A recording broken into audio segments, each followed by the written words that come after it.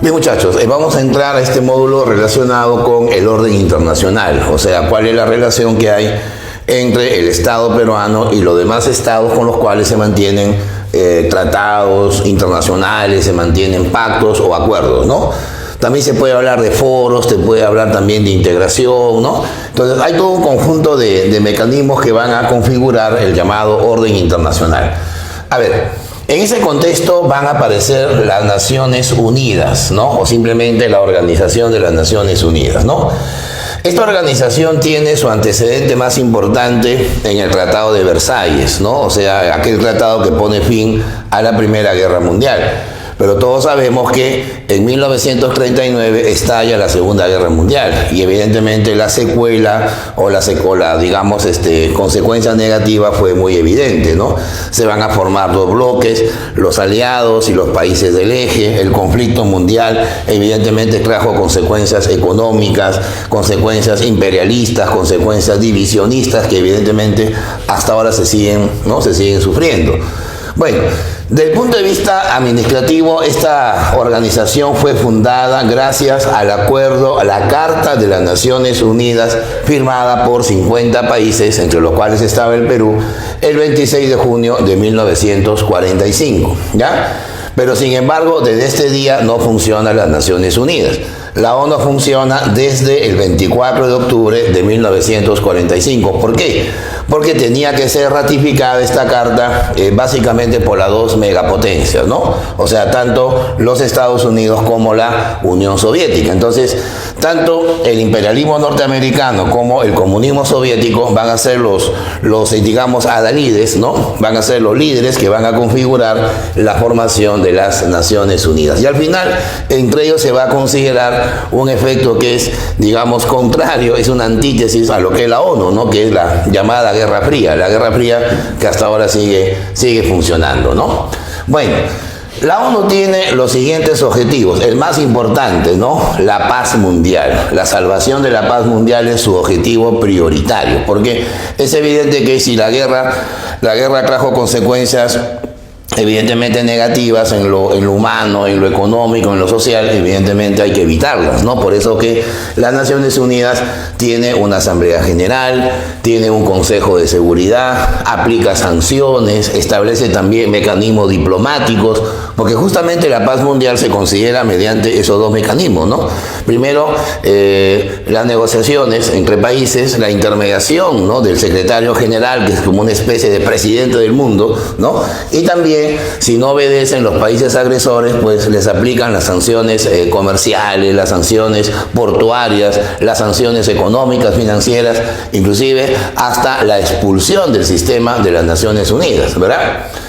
Va a estar también el otro objetivo, que es la defensa de los derechos humanos, ¿no? Cuando uno dice la defensa de los derechos humanos se refiere a la Declaración Universal, ¿no? Donde se establecen 30 principios que rigen, entre otros, la igualdad entre los hombres, por ejemplo, la no discriminación, ¿no? El evitar la trata de personas, ¿no? Los derechos fundamentales como el derecho a la vida, el derecho al nombre, a la dignidad, al honor, a las libertades.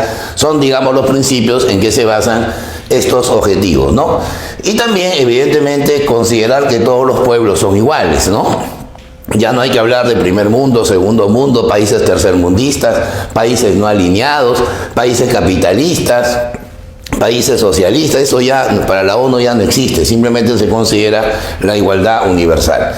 Y el objetivo de carácter material, que es el aumento en el nivel de vida en todo el mundo, ¿no? Cuando uno dice nivel de vida, se refiere principalmente al desarrollo humano, ¿no? Desarrollo humano que va a estar en función a un mejor ingreso por habitante, el aumento en la esperanza de vida, algunos objetivos sí se han cumplido, mejorar el sistema educativo, mejorar el acceso a la salud.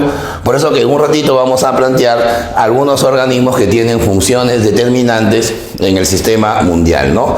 El aumento en el nivel de vida. Hay un órgano creado por las Naciones Unidas que se llama la Organización del Desarrollo Humano, ¿no? O también se llama el Programa de las Naciones Unidas para el Desarrollo, el famoso PNUD, ¿no? Ese organismo se encarga justamente de elaborar la información, elaborar las estadísticas acerca de las mejoras o los estancamientos en los niveles de vida, ¿ya? Bueno, ¿cómo está compuesta las Naciones Unidas? ¿Cuál es su estructura? ¿Cuál es su organigrama, ¿no? ¿Cuál es su sistema administrativo? Bueno, primero viene la Asamblea General, ¿no? La Asamblea General desde el año 1952 se reúne obligatoriamente una vez al año, ¿no?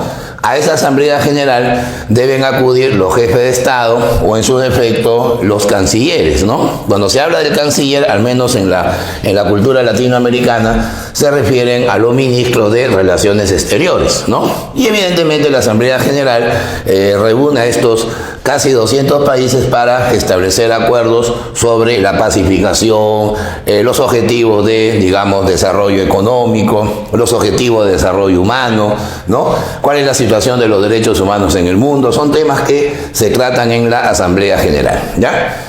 Luego viene la Secretaría General. La Secretaría General viene a ser el órgano ejecutivo, ¿no? Donde evidentemente el manda más es el secretario general. El secretario general de la ONU actualmente es un portugués, se llama Antonio Guterres, ¿no? Es elegido cada 5 años. Ya, normalmente la proposición del secretario general la plantea el Consejo de Seguridad, ya, básicamente los países más poderosos, y se la hace saber a la Asamblea General, la cual va a evaluar pues el recorrido diplomático, cuál es su recorrido como embajador, qué ha hecho por la pacificación en el mundo, ¿no? Toda una serie de parámetros para elegir al secretario general. Un acápite, un peruano alguna vez, ¿no?, llegó a ser el secretario general de las Naciones Unidas, lo cual fue pues el cargo más importante que un peruano ha desempeñado en la historia mundial. Nos referimos al embajador don Javier Pérez de Cuéllar, ¿no? Javier Pérez de Cuéllar fue secretario general entre 1981 a 1991, o sea, inclusive fue reelegido, ¿no? Porque solamente están 5 años, pero ante una buena gestión se propone su reelección, ¿ya? Lo cual es un verdadero orgullo, ¿no? Luego viene el Consejo de Seguridad. Este sí es tal vez uno de los más importantes. ¿Por qué? Porque el Consejo de Seguridad se va a encargar de marcar las líneas de negociación para evitar el conflicto bélico, ¿no? O sea, ante una situación de tensión militar, una situación de tensión política, ¿no?, de tensiones entre las relaciones diplomáticas de 2 o más países, sobre todo los que son países fronterizos, evidentemente interviene el Consejo de Seguridad.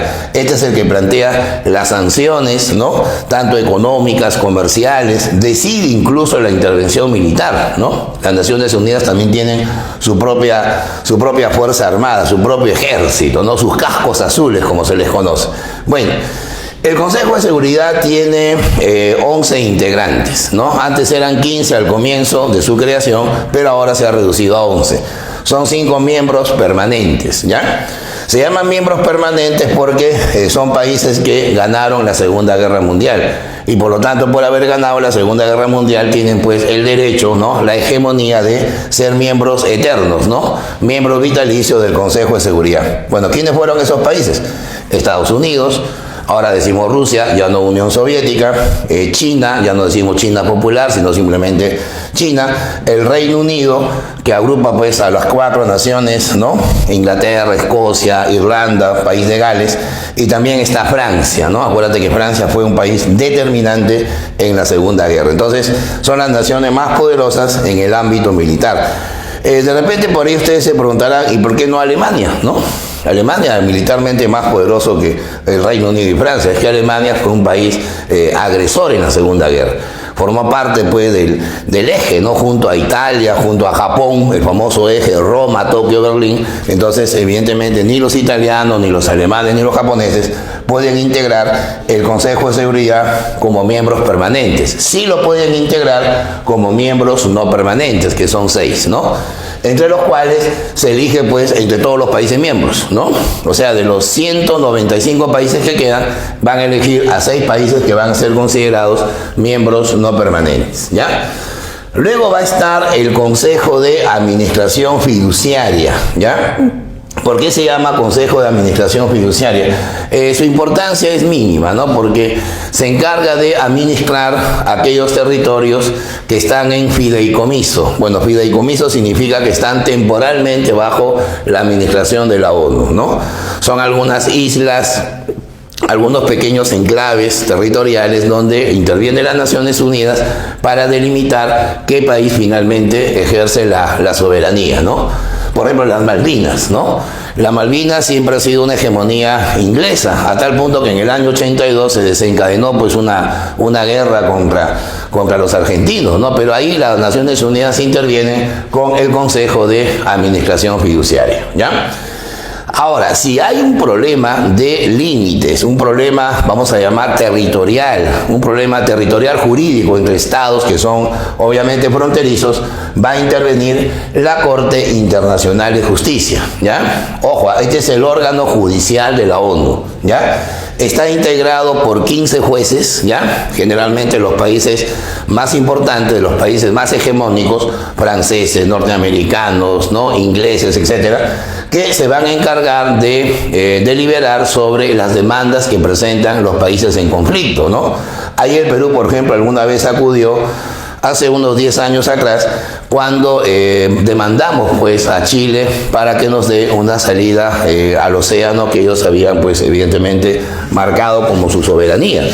Eso ya es como decir, es una especie de arbitraje que va a realizar las Naciones Unidas cuando hay este tipo de conflictos territoriales.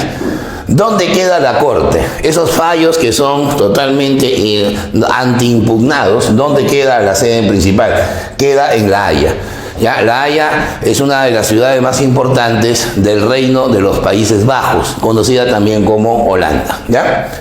Y luego vienen los organismos especiales, ¿no? Se llaman organismos especiales porque son organismos que están relacionados con actividades, ¿no? Anexas al desarrollo socioeconómico, ¿no? Por ejemplo, está la OIT, la Organización Internacional del Trabajo. Este es un organismo incluso más antiguo que la ONU. Fue creado por el Tratado de Versalles en 1919, pero luego se anexa a las Naciones Unidas, ¿ya? Esto queda en la ciudad de Ginebra, en Suiza, ¿ya? Luego viene el Fondo Monetario Internacional y agregamos a su hermano gemelo que es el Banco Mundial, ¿ya? Son organismos de desarrollo financiero que asisten a los países que promueven el comercio internacional o promueven las inversiones de los propios estados, ¿no? Esto queda en Washington. Luego viene la Organización Mundial del Comercio. Es un organismo importante, sobre todo porque va a definir las normas, los principios que rigen pues las exportaciones, ¿no? Entre países. Está también la UNICEF, ¿no?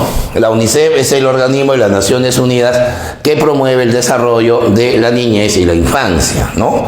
La UNESCO, ahí está. Este es el organismo de las Naciones Unidas que promueve la educación, la ciencia y la cultura. La FAO, que es el organismo relacionado con la alimentación mundial, ¿no? Es la Organización de las Naciones Unidas para la Agricultura y la Alimentación. Y luego viene la OMS, que es la Organización Mundial de la Salud. Ahorita, por ejemplo, la OMS es tal vez el órgano más, vilipendiado, el órgano más, polémico, mediático de las Naciones Unidas, porque es el organismo que regula, pues, la aplicación de vacunas, el organismo que regula la salida de un fármaco, ¿no? Que regula también las normas para promover la salud pública en cada país y a nivel también, ¿no?, del mundo. ¿Está bien? Bien, la Organización de Estados Americanos debe ser el organismo más importante en la historia continental. Hablamos de nuestro continente americano. Más o menos la historia se delimita así, ¿no? Simón Bolívar promovió la formación de este organismo a través de la famosa Conferencia de Panamá, ¿no? Una conferencia donde los llamados países bolivarianos más Panamá se reunieron para promover la integración, ¿no? Mira en qué año fue, 1826, cuando justo el Perú estaba bajo la Confederación Peruano-Boliviana. Luego viene la Conferencia de Washington en 1890, en donde se crea la Unión Internacional de Repúblicas Americanas, ¿no? Que luego se le cambia el nombre por el de Unión Panamericana. Esto ocurre ya en el siglo XX, en el año 1910, en la ciudad de Buenos Aires. Pero la OEA recién se crea en la 9ª Conferencia Interamericana celebrada en Bogotá, ¿ya? Por eso Bogotá es, como decir, la capital de la OEA. Ya el 30 de abril de 1948. La carta fue firmada por 21 países, ¿ya? 21 países que se definieron bajo una óptica de integración, sobre todo de promover la democracia, porque la OEA sirve justamente para eso, ¿no? No es un organismo de paz mundial. Si bien es cierto, la paz en los países americanos, digamos, está hasta cierto punto asegurada, pero más es un organismo que promueve la predominancia de la democracia, ¿no? La predominancia de la igualdad social, ¿no? De que no hayan dictaduras. Por eso que hay muchos que ahorita critican a la OEA, ¿no? Que no, por ejemplo, no interviene sobre lo que pasa en Venezuela, no hace nada frente a la crisis nicaragüense. Entonces, como que hay una cierta contradicción, ¿ya? La Carta de la OEA recién entra en vigor, o sea, entra en obligación a partir de 1951, ¿ya? A ver, van a ser miembros todos los estados independientes, ¿ya? O sea, aquellos que tengan una democracia representativa, con gobiernos legítimamente establecidos, ¿no? Y no con gobiernos interinos. Llamemos gobiernos interinos a las dictaduras, a los gobiernos provisionales, los gobiernos de transición, que evidentemente no aseguran la continuidad política y democrática, ¿no? A ver, otro documento que va a afianzar la participación de la OEA va a ser la Carta Democrática Interamericana, que es algo reciente, ¿no? No tiene ni siquiera 20 años. Firmada el 11 de septiembre del 2001 aquí en la ciudad de Lima, ¿no? Promovida pues por el entonces presidente Alejandro Toledo. Esa carta define entre sus principios que la OEA no reconoce a las dictaduras, que no reconoce, digamos, la aplicación de gobiernos interinos. Y si eso ocurre, los países tienen que retirar a sus embajadores, cosa que no se está haciendo. Entonces es medio contradictorio. Aparte que la fecha también más es recordada por el atentado, ¿no? Llamado el 11 de septiembre, justamente cuando los terroristas internacionales pues atacaron varias ciudades en Estados Unidos, ¿no? Bueno, actualmente la OEA está formada por 35 países, ¿no? Su sede principal está pues en la ciudad de Washington, ¿ya? Su secretario es el doctor Almagro, un embajador de nacionalidad chilena, pero ya este año se acaba su mandato y será renovado o de repente confiado a otro diplomático por 5 años más, ¿ya? A ver, los órganos más importantes, la Asamblea General. Los 35 miembros se reúnen una vez al año, parecido a la ONU. La reunión, esta es más importante todavía, la reunión de consulta de cancilleres, ¿no? Ya sabemos que los cancilleres, al menos en nuestro país, son los ministros de Relaciones Exteriores, ¿no? El ministro de Relaciones Exteriores es tal vez el segundo ministro más importante que tiene un gobierno. Después del primer ministro, creo que el más importante es aquel que maneja nuestra diplomacia a nivel internacional. Se reúnen, por ejemplo, para debatir la situación de la democracia, la situación política, la situación económica en el continente, ¿no? Normalmente las reuniones se hacen en diferentes ciudades, ¿no? Más que nada escogen las ciudades, por ejemplo, norteamericanas, que es el país, digamos, más importante en el continente, ¿no? La Secretaría General que realiza el doctor Almagro. Y luego viene algo que es fundamental, ¿no? La defensa y los protocolos en relación a los derechos humanos. Y para eso hay dos organismos. Uno se llama la Corte Interamericana de los Derechos Humanos, que es el órgano judicial de la OEA, el que sanciona, por ejemplo, las malas prácticas, ¿no? O los atentados contra los derechos humanos en el continente. Y también está, no confundir, la Comisión Interamericana de los Derechos Humanos. ¿Cuál es la diferencia? Bueno, aparte de las ciudades, ¿no? Esta está en San José, Costa Rica, esto se encuentra en Washington, Estados Unidos. La diferencia no es tanto la ciudad, sino la función. Porque la comisión investiga aquellas denuncias en donde se ha definido una violación, una vulneración a los derechos humanos o los derechos fundamentales. Entonces, los informes de la comisión van a ser tomados en cuenta por la Corte. Una especie de paralelo. La comisión es como la fiscalía, mientras que la Corte es como el Poder Judicial. Esta investiga y esta decide, esta tiene la función jurisdiccional, ¿ya?